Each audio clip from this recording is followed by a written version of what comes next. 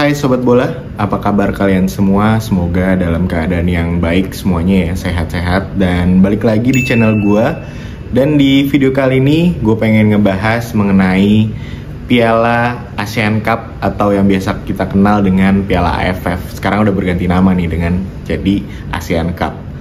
Nah, kemarin itu ada acara Trophy Tour diadakan oleh ASEAN Cup dan dihadiri oleh Coach Sintayong dan juga pemain mantan tim nasional yaitu Ryuji Tomo di FX.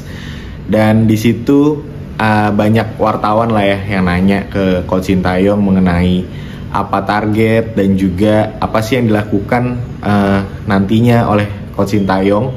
Dan sebelum itu, Piala ASEAN Cup ini akan berlangsung pada tanggal 8 Desember akhir tahun ini sampai 5 Januari 2025 di tahun depan gitu ya.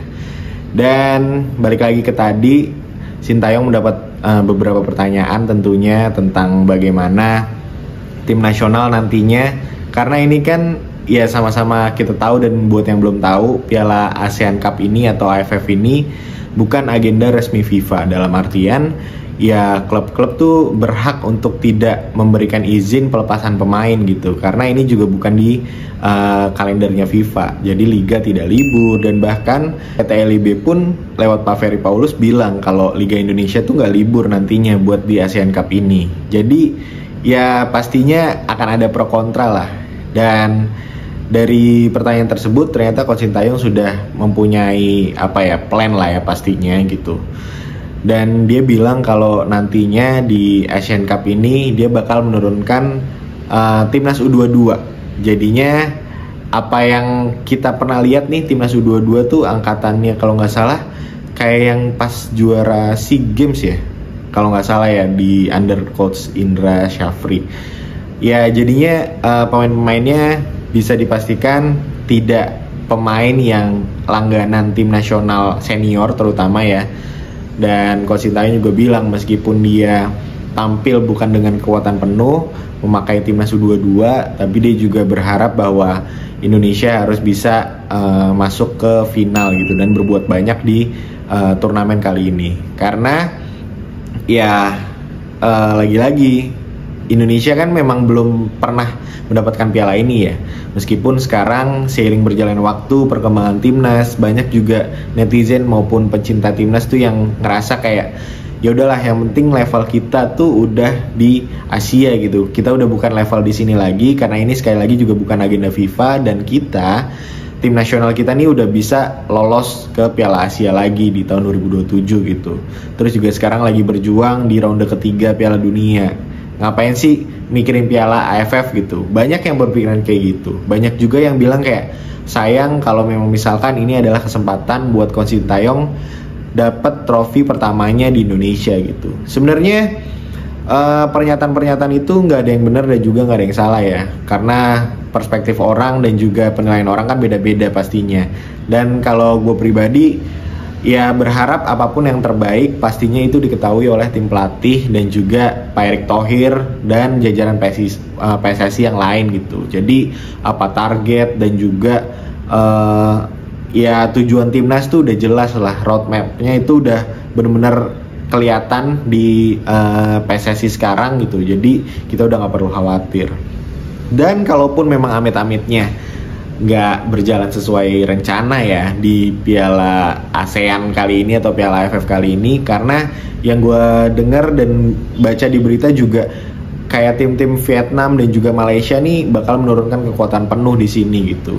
Ya karena bisa dibilang juga mereka kan nggak ada agenda lain ya, kayak kita kan sekarang lagi kualifikasi Piala Dunia, mereka kan nggak ada gitu. Jadi ya wajar aja kalau mereka menargetkan sesuatu di turnamen kali ini gitu.